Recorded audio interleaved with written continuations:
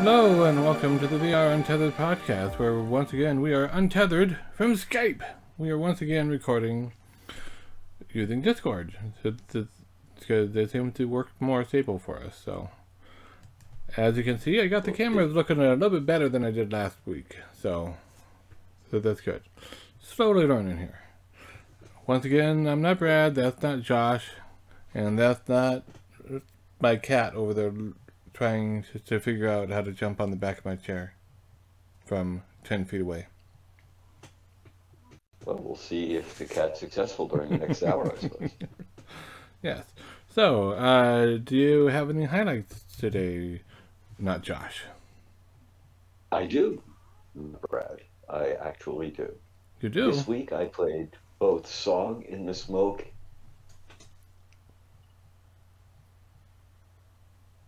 and Resident Evil 4. Okay, looks like we are having I have technical... to say, I'm... okay, there you go. Now you're unfrozen. Your voice kept going, your video froze. Sorry. Resident Evil and Song in the Smoke. So go ahead. Yes. Okay, so the Song in the Smoke I'm enjoying on a level that's going to take me, well, let's see, if it takes Mikey 40 to 50 hours, I'm figuring it's the rest of my life if I'm going to get through Song in the Smoke. Sounds about right, yeah. And Resident Evil 4 has some very unique controls, and now, you were referring mainly to when you're in the third-person view doing the QuickTime events, right? Well, that's definitely one of, yeah, that's certainly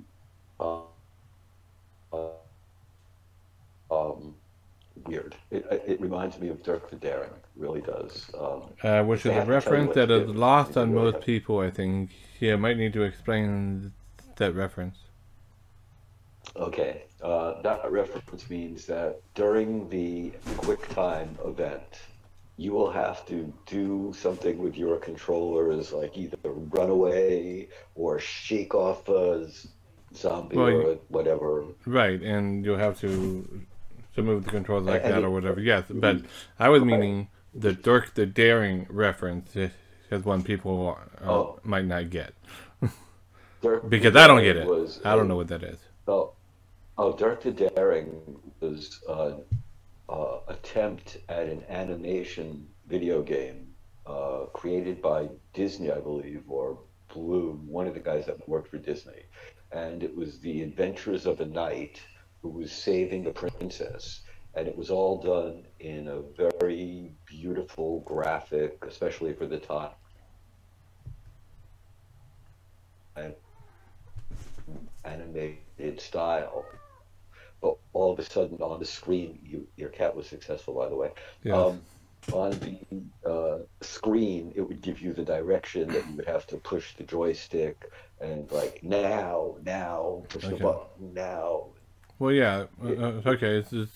So basically, it relied heavily on the QuickTime events. Correct. And this doesn't rely heavily on them, but it's a weird break from the rest of the game. I mean, when these guys are converging on you and eating your face, and then the next thing you know, you're in a QuickTime game where you're playing red light, blue light. So yeah. And if you remember right, that was one of the hesitations we had to looking at the trailers and everything so far. It is how they're gonna feel in the actual game. Is it gonna work? Is it gonna flow? Is it gonna be too jarring? Is it gonna take you out of it? So I can't tell you yet. That's just it. Is the experience is so different from anything else that you've done, that the way they incorporate the movie at the beginning and then sort of the movies during the cutscenes, it's working, but it's definitely not the most immersive method of participating in a virtual reality game. So As much as I'd love to give it the 5-star, I'm probably going to stick with a 4.5-star at this point, Okay. and then see how much more they do with the QuickTime scenes. Right. You were mentioning that one of the weird controls was this. What's the other, or what are some of the others? I'm just curious because I haven't heard of any other weirdness except for that. So. Right. Well, there's the running one. Then there's a shake them off. Oh, so it's all in the QuickTime event stuff. It's just different motions you have to do. Right. Okay. So yeah, that's all. I would personally classify that all as one. So the QuickTime event situation is weird, rather than it's got unusual control that in this, in the QuickTime event. Well, I'll give you an example. It's like in the game, if you're going to do a kick, you have to press the A button to do the kick. Right. But in the QuickTime event, you have to do some sort of something. It's sort of like the difference between riding a motorcycle and a car. Your clutch is in a different place, your brake is in a different place. So the motion associated, if you want to kick the guy, you've now been trained to press the button A, but now you're going to have to do something with your controller to do the kick during the cutscene. So right. So, to me, that doesn't necessarily sound like calling it unusual controls. So not that I'm trying to correct you or whatever. It's just I'm trying to clarify it in my own mind and for viewers. It sounds more like inconsistencies a little bit in between the main game and the cutscenes. And the cutscenes are a little awkward in how they are handled and how they are done,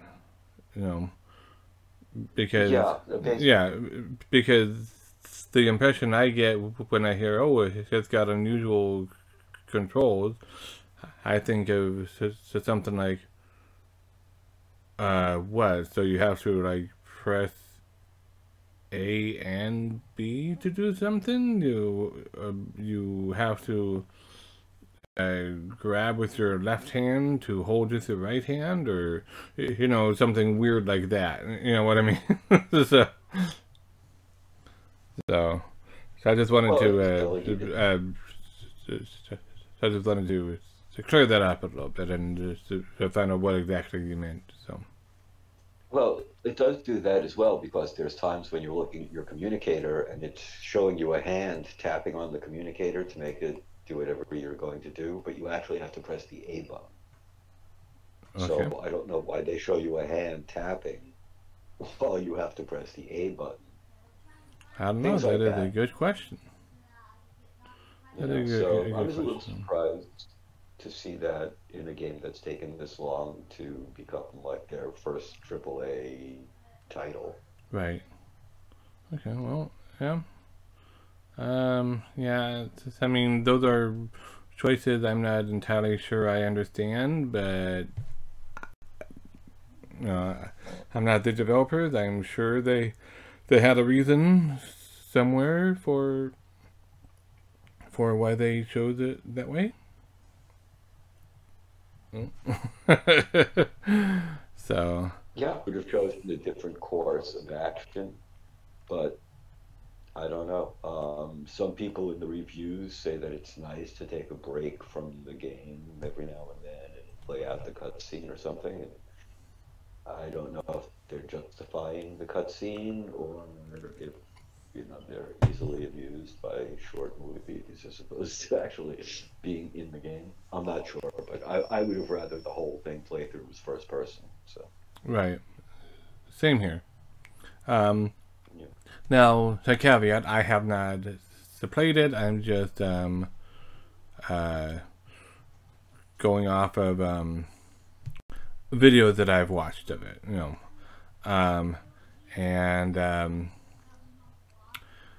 One thing that I think would be annoying me a lot is the audio of the game. at least in the portion of the game that I've watched so far, it seems like a lot of constant in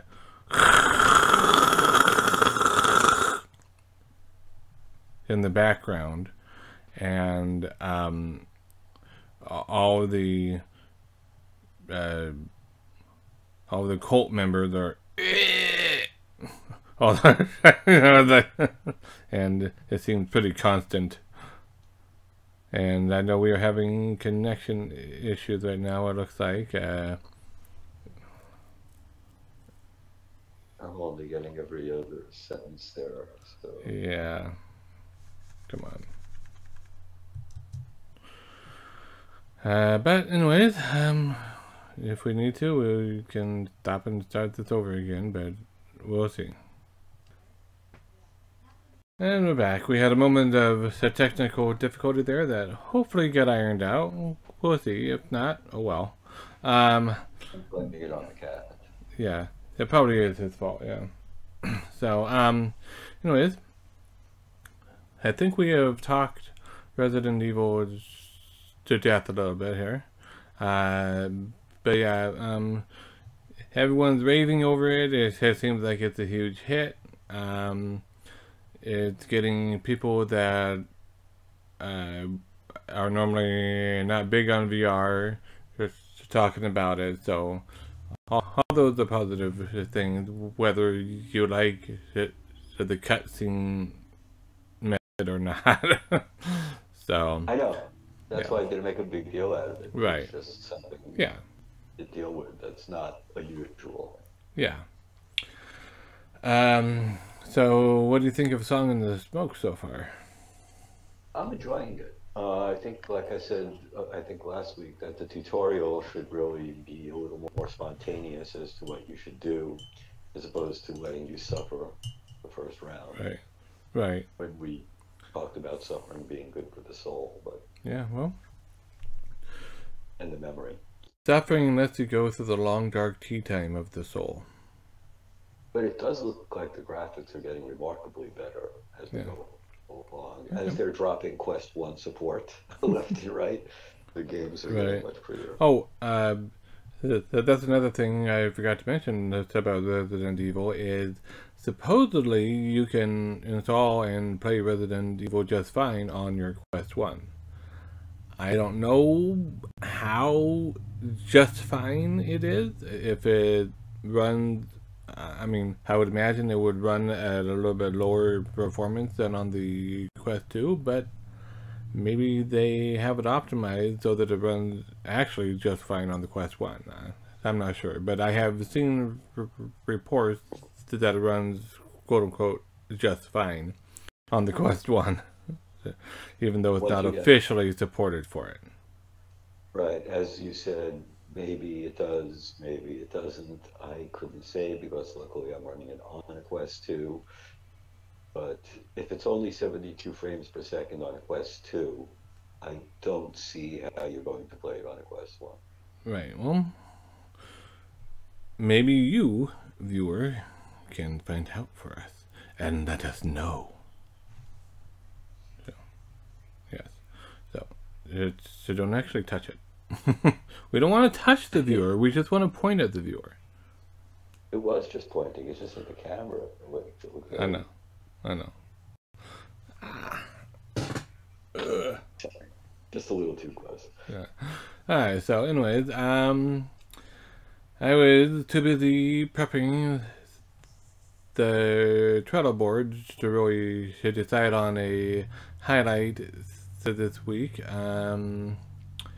So I will pick a moment from an Onward scrim that I did earlier this week, because we have had like 3 nights in a row of Onward scrims. So one of the maps is called Quarantine, and we were playing Quarantine Night, so everything's a lot darker than normal. Really? It was a dark and stormy night? But the objective was in the southeast, right next to an abandoned white car. To get my hand in the frame here, a little abandoned white car over here. So, and leading up to it, there's a little warehouse corridor thing. I ended up being the last person alive on my team, and had like 3 or 4 minutes left still, or whatever. So I was taking my time. I crouched and I came in and went around the corner, going into the little warehouse area, and I saw a defender on the opposite end, but fortunately for me and unfortunately for him, he was looking down. So he didn't see me, so I shot him with my very loud M249. Ouch. He died. And then as I'm creeping along, trying to take advantage of the cover in the little warehouse area, various boxes and whatnot, I see someone through the other opening at a building farther down come out and look over to see if I'm there. And at that point, I thought I was so fully exposed, but I quick ducked back the other way behind the corner. Somehow he didn't see me, and he went back to looking the other way. So I kept going and crouched all the way around the other car, so I was within range of the objective. Typed in the code, sent the uplink, yelled, "I'm capping," and then I got shot. But we won. So always nice when you get to pull off a cap like that. Sounds it. I'm looking forward to trying night mode in the new Pop 1 Halloween event that he started. Yeah. I mean, even if it was mostly luck, the luck that the one guy was looking down, luck that they thought I had rotated back out of there or just shot from an angle or whatever into there. But yeah, it was all luck, but it all worked out. A lot of these games are luck, it's just, are you looking in the right direction at the right time? Yep. Yeah, I can't tell you how many VRML games I have watched where it's like, one guy is here, there's a wall here, the other guy is here, and they go, huh? Huh? Yeah, they just barely miss each other multiple times in a row. Right. And then they go off other directions. It's interesting, the interactions we have in virtual reality. I'm finding it's harder and harder to describe it to people. I don't know why, but it seems like the discrepancy between those who understand it and those who don't is growing. Yeah, it could be. So anyways, let's talk about new releases. Oh my God. We have a handful, a small handful. We have Powerbeats Vr, which I mentioned last week. I have not tried it out yet because we are back on being on a little bit of a budget, and I had promised certain people that I would buy Unplugged, so I didn't buy the Powerbeats yet on App Lab. But from what I can tell, it looks like it's got one-to-one parity with the Steam version. The only difference is you can't hook up a heart rate monitor, and I think there was one other thing that you couldn't do, but it doesn't impact the gameplay, just like heart rate monitor stuff. So. And I was going to say it reminded me very much of Synth Riders. Well, yeah, it is similar, except you can punch the stone balls with either hand at any time, if I wanted to, Right. I could go. Right. You know, That so. it seems like it was developed for people with one arm, for a possible Well, or disability, who or wanted to because be they able couldn't to, walk. to do their own, you know, Right. you know. So Right. the only time that you have to use two hands is when you got two balls coming at you at the same time, and you have to, to do a two-handed punch. But Right. but yeah, it's got mechanics that's similar to synth riders, but there's something kind of satisfying about seeing what looks like a stone ball coming at you and punching it and shattering it. You know, Yeah. that's kind of a unique aspect that it's got going there. No, like I said, it had, it's reminiscent. It's not Yeah. identical, No. Yeah. but I Yeah. think if I you know what you already mean. have some drivers, you really have to want to see that stone smashing, as Right. opposed to, I don't know that the difference is that great to warrant, Right. another version of the game. Right. I mean, all the rhythm games are going to be similar in some ways and different in other ways. It, all comes down to which one makes you the most happy. So, Exactly. you know, Reading people were loving Unplugged, and yep, other people were saying that it still glitches out occasionally, which must be a bummer. yeah. Speaking of Unplugged, I read a review that your enjoyment of it basically will greatly depend on how well hand tracking works in your setup. No, Yeah. given that it's a hand tracking only game. Of course, it's only a hand tracking game, and that's just it. Though, if it glitches out in a hand tracking game, then Yeah, doesn't right, work. right, yeah. But what if in the middle of doing a controller tracking game, your battery dies, or it starts shaking in there and having intermittent connection, like used to be a problem with Beat Saber. You know, that's just a limitation of the technology and whether you're doing controllers or whether you're doing hand tracking. They'll each have moments where they are glitching out a bit. So, Well, one thing I did notice as we're talking about hand tracking, because it does have so much to do with contrast, is that when I was using the headset the other night, and I was using the pass-through as the home screen, mm-hmm. um, the room was dark. I only had a couple of low light incandescent lights on, Mm-hmm. like the Edison style bulbs, but through the headset, the room looked like it was noon.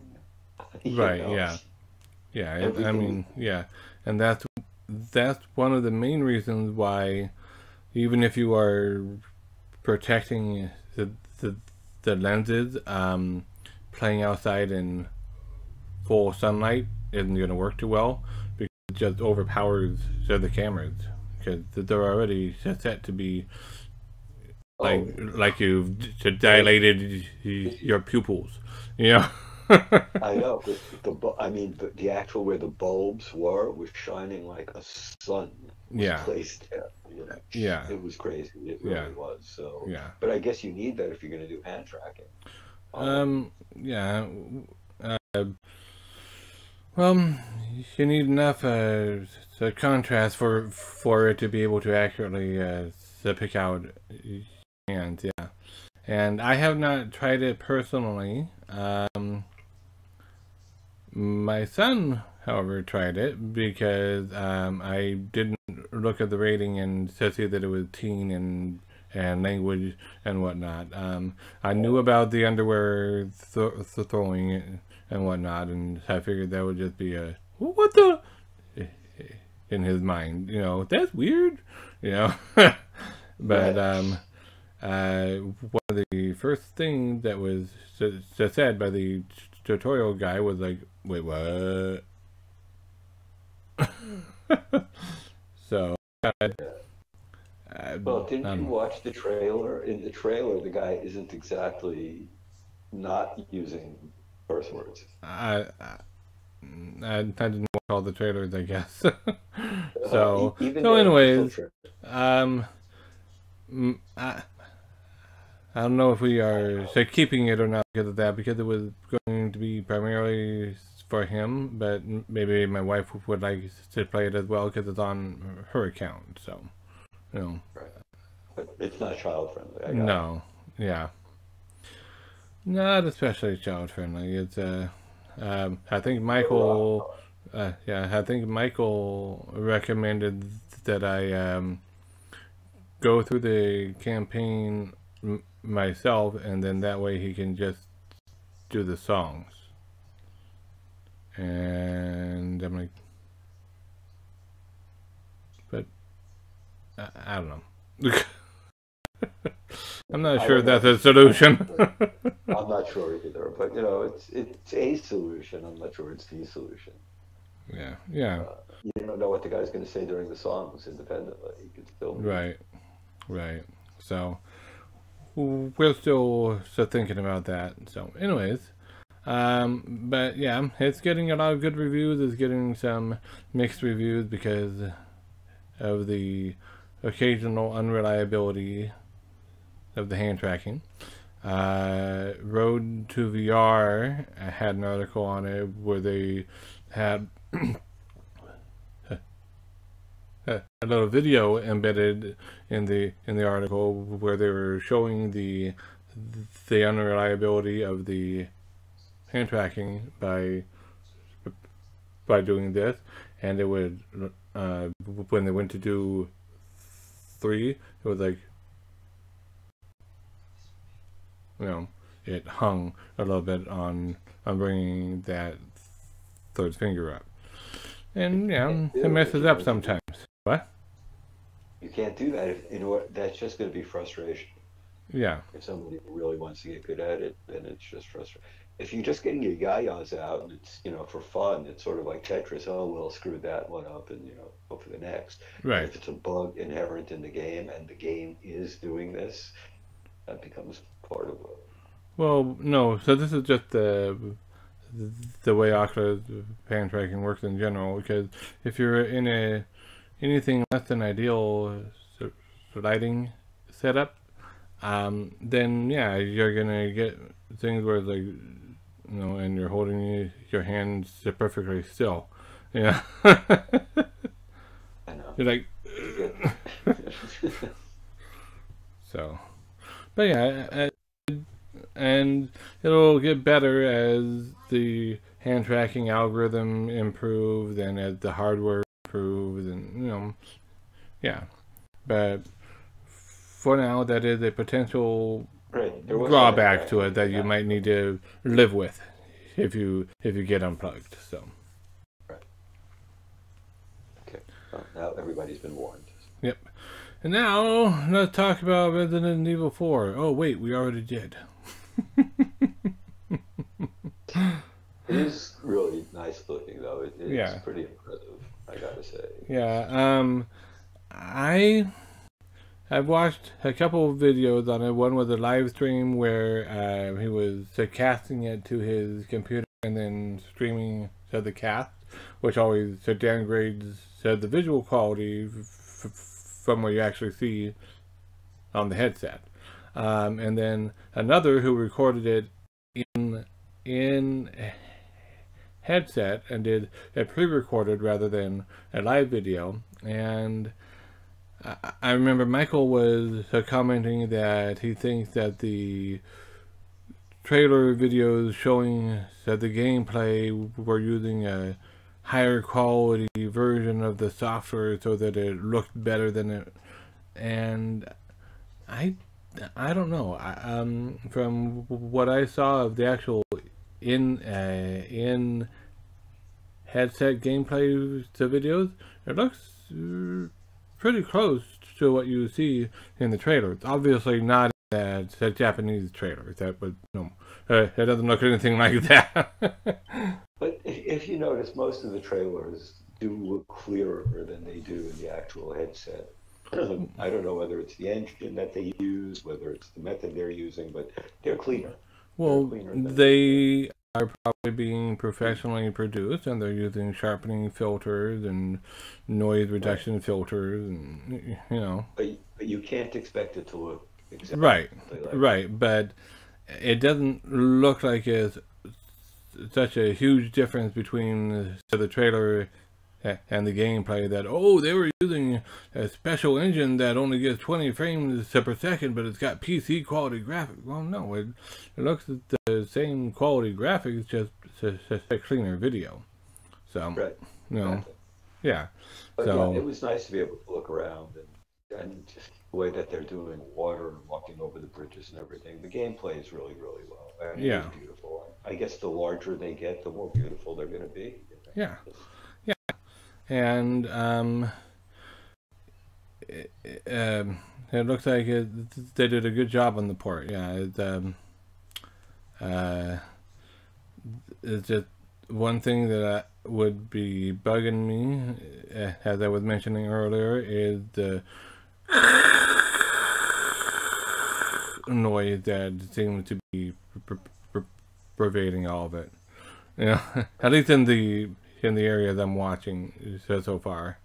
You know, like. Uh, you don't notice it really. I have to say during the gameplay. Okay, well, in the video it came across as very loud.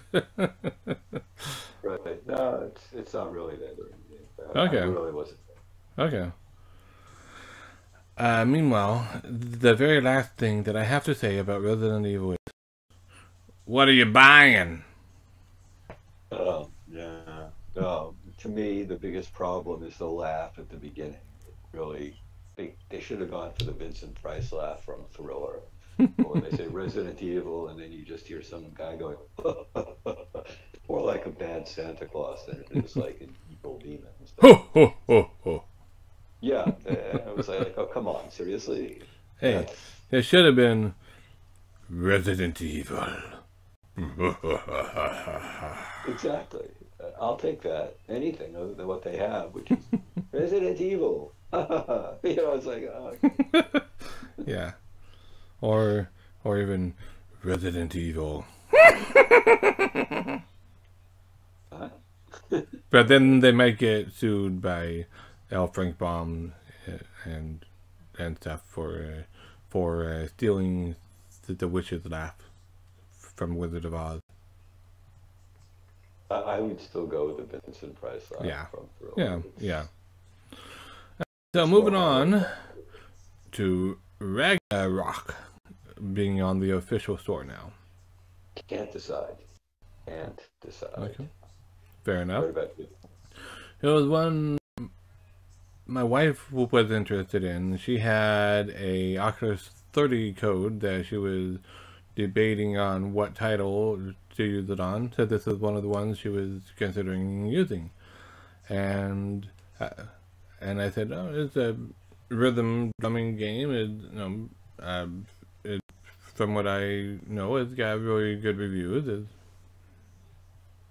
It's fun. It's got rockin' music. Ultimately, she decided Synth Riders because that will be another multiplayer we can do together. So. Well, yeah, like I said, Ragnarok looks interesting, and it probably is a good game to play every now and then. Like we say rhythm games, but how many rhythm games do you own and how many do you want to play? So Ragnarok looks interesting, and I'm sure when it goes on sale, I'll consider it.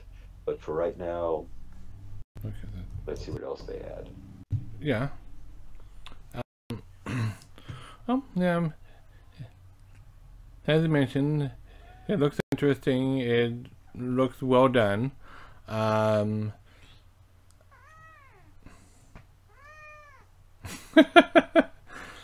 My cat has something to say about it. So what do you want to say, Fox? Yeah, Okay. looks serious. The cat's got his tongue now. But yeah, I play mostly Synth Riders when I do a rhythm game. I've got I've got Audica and but I mostly just play synth writers. So because really all you need is one, in my opinion. You just need to pick the right one for you. My son really likes Beat Saber, which is awesome. What do you want? All right, come here. Go ahead, come here. So, but yeah, Ragnarok. Make up your mind. Anyway, Ragnarok is a goodbye. If you are looking for that kind of game, it looks fun. It's got throwing music, and I'm sure it would make a really good workout as well. But if you've already got a rhythm game you are happy with, I don't know that you really need Ragnarok. So, right. I mean, like you, I have Monica, I have Synth Riders, I have Beat Saber. There's really just so many more rhythm games I can really enjoy, especially with all the downloadable content for all the other games, as well as the customizable ones. There's Unplugged, which is different at least. So right. yeah, I'm going to have to give them a chance to be around for a while. Yeah. I mean, they have been around for a while on App Lab, but yeah, now that they're on the official store, we'll see. I'm sure they will continue to do well. I'm curious to see how they plan on keeping it going and expanding it. So, meanwhile, how do you want to expand your Space Folk City? I do not. I have no desire to build Space Folk City. It looks sort of... Yeah. For those who are totally perplexed by what we are talking about, a new release was Space Folk City, which is a city building game for the Quest. In space. Yes. In space. There. So, but yeah, I haven't really sort of looked into it a whole lot, so I don't know a whole lot about it. But yeah, city building, city management. My guess is it would be something like SimCity. Although something, right? Yeah, I don't know all the details of it, and my computer here is too slow for me to try to look up details on it right now. No, I should have had details already looked up. I'm sorry. But you should be. And you won't be forgiven this time. But, we'll talk about the punishment. Okay. But no, I have seen some positive comments about it when I was doing show prep. I by hunting through Twitter posts and various other websites. I saw positive comments on it, saying that they were really enjoying it, that it was fun, well done. So, if you like SimCity sort of stuff, then you might want to give this one a try, because it sounds like it seems to be well done. So exactly. But it's not a game genre that I'm really that into, so which is why I didn't look into it as deeply as I should have. And also, the more childish the graphics, the less I can really get into a game at this point. Yeah. So upcoming titles, the only one that I know of is still a question mark. Iron Rebellion for PCVR was supposed to come out this month. It's only got effectively one more week to come out this month, and then it'll be coming out next month. So will it be coming out on the 28th? I don't know. But we've also heard Medal of Honor. We've also heard After the Fall. We've also heard, several different, plus App Lab, plus the, I mean, I don't Yeah, know what's, I mean, there is guaranteed to be something coming out next week, whether it's a big anticipated one or a small surprise one. So there's guaranteed to be something coming out next week, no matter what. but by the time Facebook Connect rolls around, you better want to start saving your money for that Pro or that 3 or whatever is going to be announced. Yeah, and speaking of Facebook Connect, next year will it be Meta Connect? Because evidently there's a rumor going around that Facebook will be changing its name next week. Well, that's not a rumor. I mean, Or a leak, or... it Right. will be changing its name. I just don't know if it's going to be called Zuckerville or. My guess is it won't be called Zuckerville, no. Okay. I could be wrong, but... I know, that's just it. You could be. It could be Zuckerberg with its capital in Bosville, but we don't know yet, so we'll have to see. No, speculation seems to be that it might be changing to Meta because Meta.com links to Meta.org, which is an organization run by Zuckerberg and his wife. So maybe they want to focus on the metaverse, and so they're going to change the name to Meta. And if they do that, does that mean the Facebook is going to, or so the Facebook.com is going to become Facebook by Meta? And Oculus will be Oculus by Meta, Instagram by Meta, WhatsApp by Meta. I don't know. And other speculation is that they might be making an umbrella company like Google did, but it doesn't sound like they're going that approach. I don't know, because they know that nobody's happy with them. Mm-hmm. For some reason or other, everybody has their complaint. So I think they're preemptively separating themselves out into different organizations that will be affected differently by the upcoming laws. It could be. I wouldn't play it down. But as far as what their name is going to be, Meta would be really a bad name, because the metaverse is so overplayed at this point, and nothing is Ready Player Me, nothing. Well, that reasoning alone told me that it might be one of the top running titles for them. I don't know. But no, we'll see. I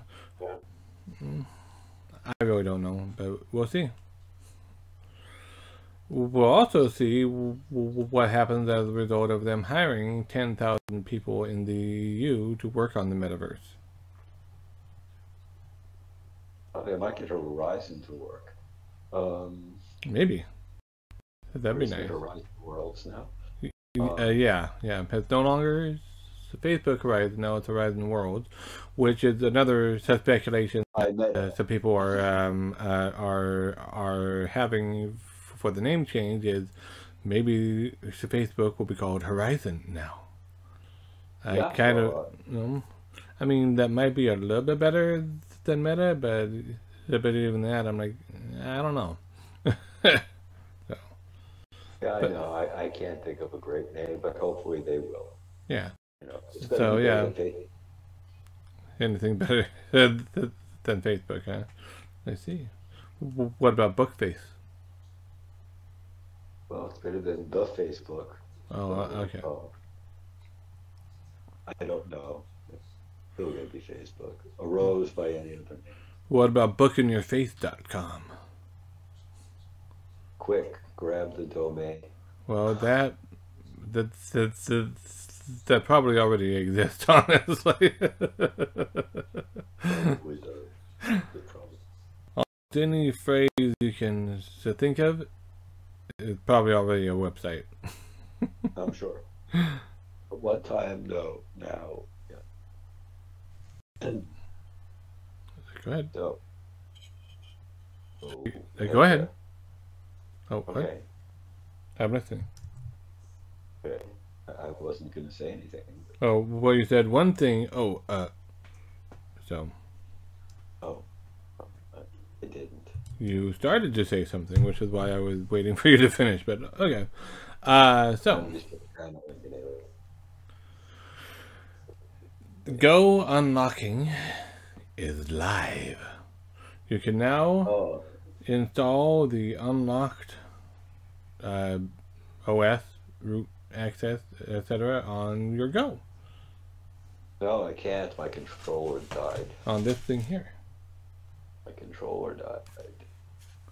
And we have one person in our Discord who was interested in attaching a camera to it to turn it into a 6-DOF headset. Yeah, great. Good luck. And I'm like, that already exists. It's called the Quest. No. Right. And we did this with Nolo, and we did this with other things, and it's going to overheat. The battery's not made for it. It's nice, but its best use, honestly, is to watch TV and not have to worry about. Well, no, I mean it also works for games like Wands and Witch Blood, etc. So those were done, and those worked great. There were plenty of games that worked well for it. It's just now that we have a standalone 6-DOF headset that blows the Go out of the water, unfortunately. But there are still a lot of uses for the Go.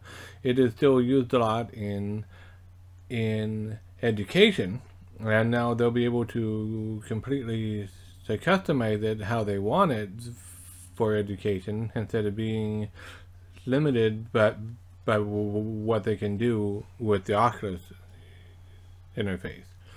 So that opens up a lot of opportunities, because the Go was and is a lot cheaper than even the Oculus Quest, and a lot of the places already have a lot of Goes on hand, because they bought it for that purpose, and now they'll be able to do more with it. So, well, we'll see what happens. Yes, but it's a good thing that they unlocked it. Yeah. And there's 3-DOF, it's fine.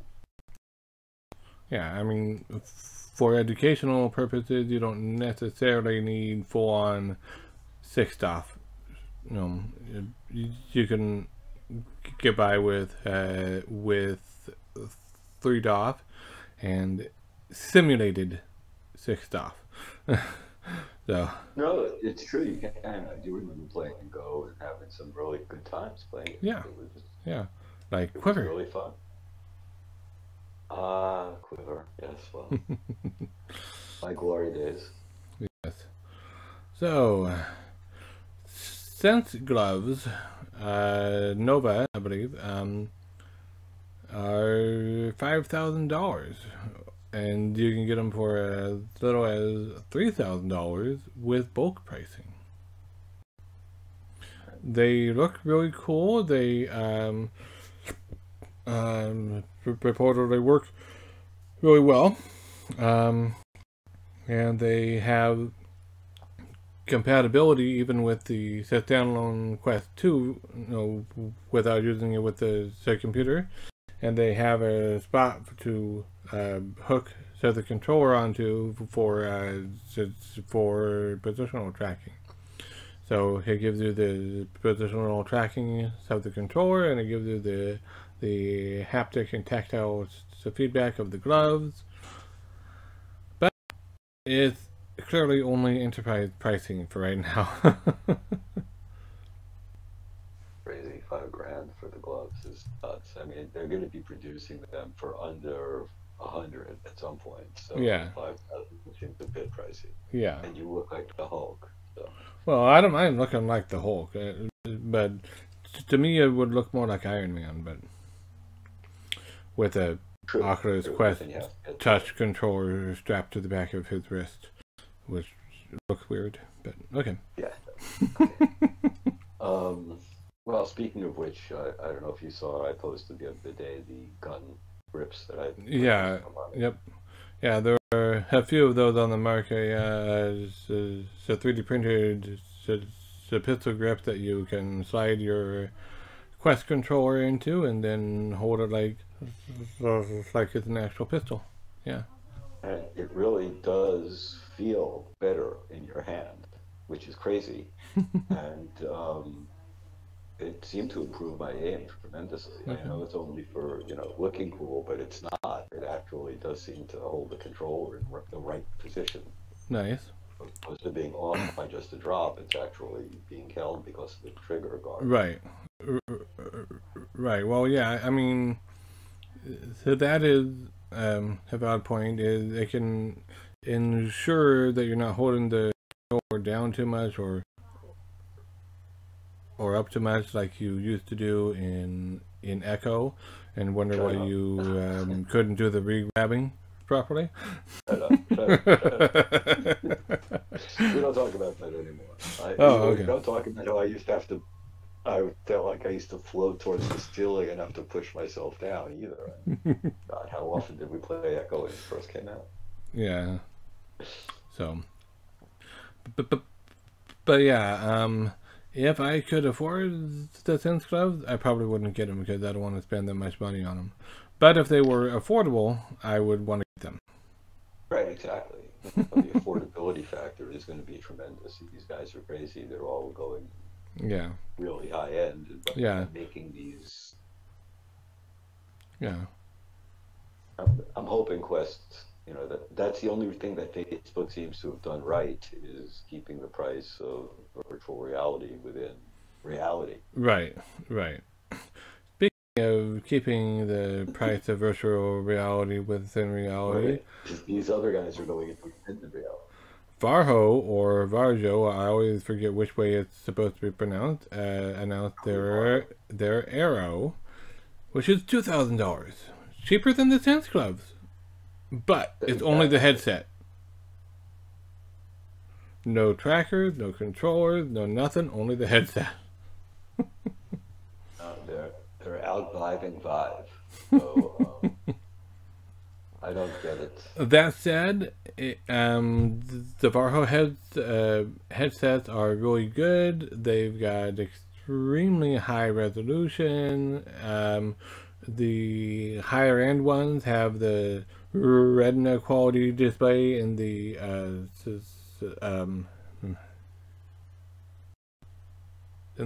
center of the lenses, and then outside of that it goes back to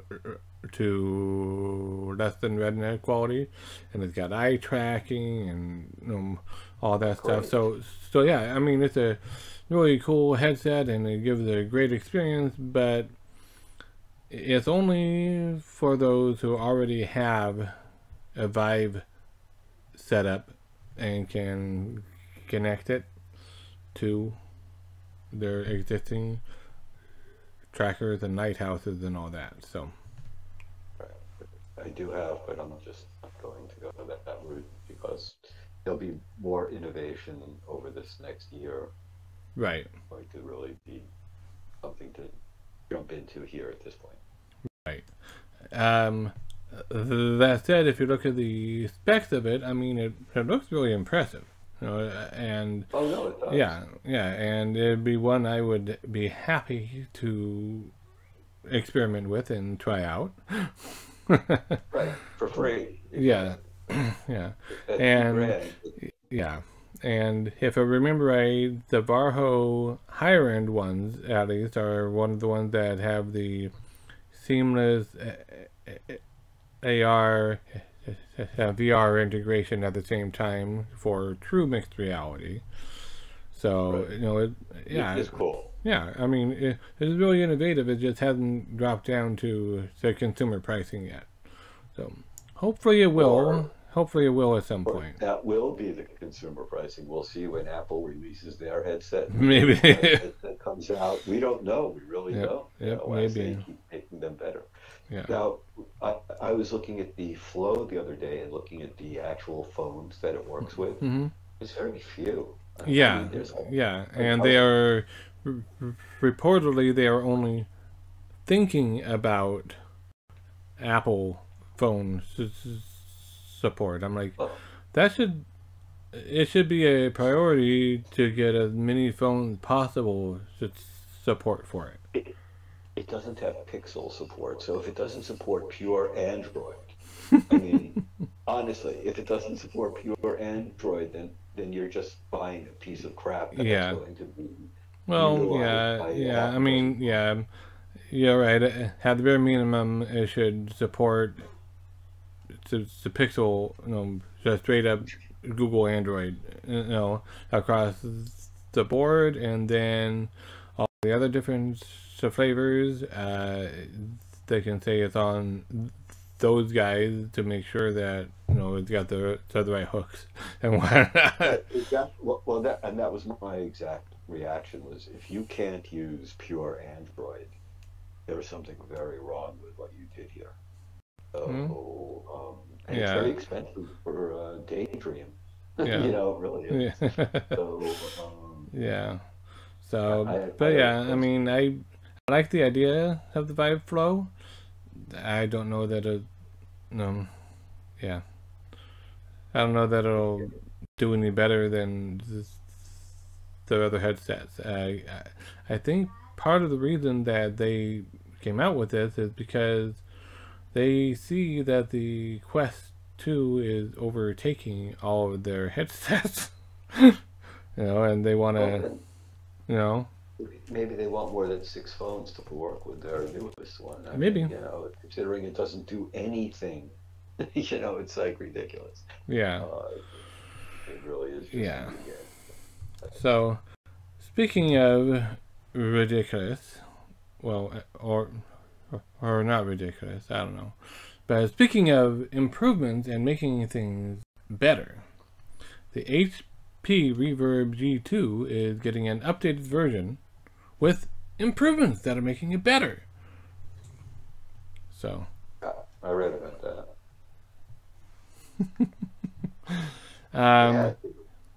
So one of the improvements is that now you'll be able to remove the spacer between the actual the facial interface and the headset proper, so that you can get a closer to the lenses with your eyes and have a bigger field as a result of that. That's one of the improvements. Another improvement is technically more to the Windows Mixed Reality, so that you can bypass Windows Mixed Reality and jump straight into Steam, rather than having to have WMR automatically load up and then load into Steam. So it allows you to bypass that, and it's got a couple other improvements. As far as I can tell, they're all relatively minor improvements. And it's still tethered. I mean, we're still missing the fact that we're still talking tethered headsets that still have to be plugged into a computer, and we're not even talking about the price of the computer anymore. It's just right. So it is good that they are continuing to improve it, but all the improvements seem fairly minor, and they're more quality of life improvements rather than big innovative improvements. So, because it's just not fair. It's comparing the console. One of the other improvements was they eliminated some camera blind spots above and below the waist, and that entailed an actual hardware improvement. That's not a software improvement, but that's hardware improvement. So they they may have had to reposition the cameras, may have had to get better quality cameras, or the cameras with a wider field of view, able to see further, or who knows. It must make the people that bought the original Reverb feel great. Yeah. And last but not least, how about traversal multiplayer? Does that sound like a good idea? You know, I really enjoyed it. I thought the idea was absolutely intense. I have no idea how they're going to do it. Really, just no idea. Well, yeah. I know that Impossible Robert had been working on that for a while, and I think it's really cool. Unfortunately, just like with Space Pirate Arena, I don't necessarily have the space currently to be able to. I would have to work for a while to clear out the living room enough to be able to have the bare minimum space back.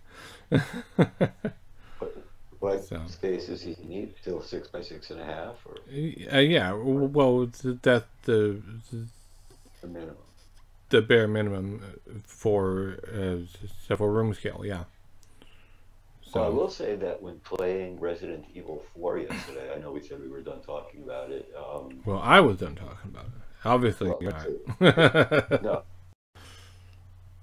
It was super smooth, and I just found the gameplay to be, you know, one of those I'm going to jump in for 20 minutes and 2.5 hours later you go, well, that was fun. Right. Yeah. Yeah, and traversal, I mean, so they're doing a great job of keeping things coming and bringing new things, and they've essentially got a map editor in there so that anybody who wants to can download the SDK and then make a game within traversal. Right, it's just the way they utilize the space, which is not just, it's amazing the way they utilize the space. So if you have try to get, you know, it's like T for God expanded. Yeah, it's well, yeah, it's using the same mechanic as the T for God, which is non-Euclidean geometry, so that you turn left, and you're not back where you started. You're in a completely different area. You know, it's amazing. And then elevators, you know, it's just like, it's incredible how it can make you feel like you're in this giant tower when you're walking around this 6 by 6.5 foot space and people watching you are just going like that. Yep. You know? Right. And traversal uses that same idea, and they allow users to create games with it. One of the things you can do in it is you can have a gallery, and you're just walking through the same like small area, and it's a new picture. Incredible! At every turn. So it was great. It really was absolutely fantastic. As a matter of fact, I recommended it to a gallery owner I know that they can take their pictures and literally, like they said, well, how would somebody watch it? I said, you have your portable headset, you know, and now they can walk through your gallery. Right. You know, it's like, well, yeah. I mean, it, yeah. And there's Seba's favorite game, Push the Button. Well, now maybe we can push the button in multiplayer. Yeah. Push the person out of the way to get to the button. I don't know. We'll see. But well, I don't know about that, but that would be interesting. Talk about haptics. Right? You do that, and in real life, your body goes. It is pretty amazing. No, I can't even imagine what Medal of Honor is going to do with a 40 gig game. I mean, yeah, I don't know. Hopefully they've made improvements on it, but my guess is that it's still got all those 5 minutes loading screen, 5 minutes loading screen, 5 minutes loading screen, 5 minutes loading screen, until you get about halfway through, and then a 10 minutes load. So that'd be the biggest thing making me want to to not play it. You know, I don't want to deal with loading screen after loading screen after loading screen. You know, that's not fun. Well, that's, I think, how they take care of it in Resident Evil, is that the loading screen is not loading, it's playing a video while it's getting you to the next scene. Well, right, yeah. That a good way of doing it was not necessarily a good way of doing it is having a loading screen, even if it's showing you victory. Right. Yeah, that would be a problem. So yeah, they'll have to work this stuff out and get used to the fact that it's VR, not a hybrid pancake VR. So. Right. Yeah. So, but yeah, I am looking forward to being able to have the peace again at some point, hopefully in the near future, but more likely not in the near future, to play Traversal, to play Space Pirate Arena. Because I have outdoor spaces near me that I can go to, but I would have to hotspot off of my phone and then play over the internet, and my phone, the 5G here is not really up to snuff to be able to do that very well, and I would have to be playing in an area where the neighborhood miscreants would be around and observing me, and I don't quite feel comfortable doing that. And the lenses of your your cameras on your Quest are in danger. Well, no, because I'd only be doing it when it was adequate lighting. Yeah. Right, which is, yeah. At this point, after seeing how brightly lit my room was, I would imagine that you can go out there when it's dusk. Well, yeah, yep. So people go out there dusk. People go out there early morning.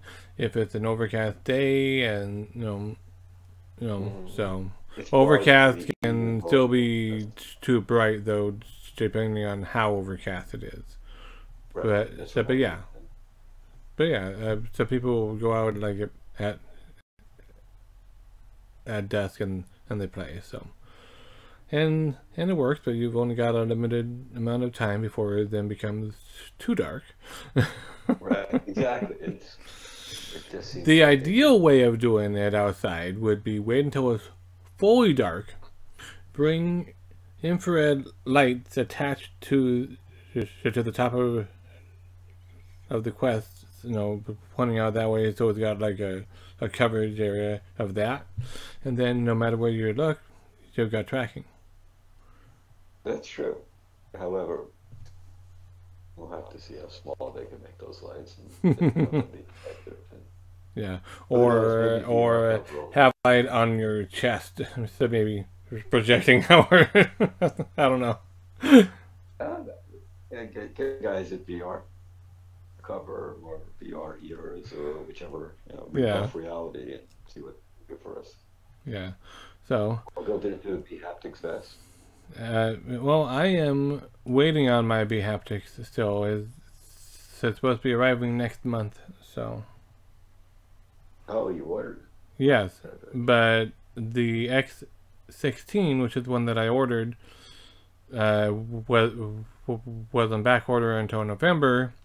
The X40, I could have gotten already, but that would have meant spending more than my winnings from the bowling tournament. So. Right. And it's ironic because I was looking at the bHaptics and I was thinking, after all the money I've spent on games, the vest becomes minimal. However, I just don't know what the next headset is going to be. And right now, I think that it's a race. Sometime between now and the holiday, with the shortage. Okay. Well, with the shortage of the semiconductors. Yeah, all the rest of it got cold out by freezing. Yeah, but yeah, we'll see what the future There are new headsets on the way, whether they'll be coming out this year, whether they won't be coming out this year, who knows. So, well, you should enjoy your V-haptics at least. I know you play Onward a lot, so that'll mean a lot there. Yeah. If nothing else, I will know where exactly I got hit when I died.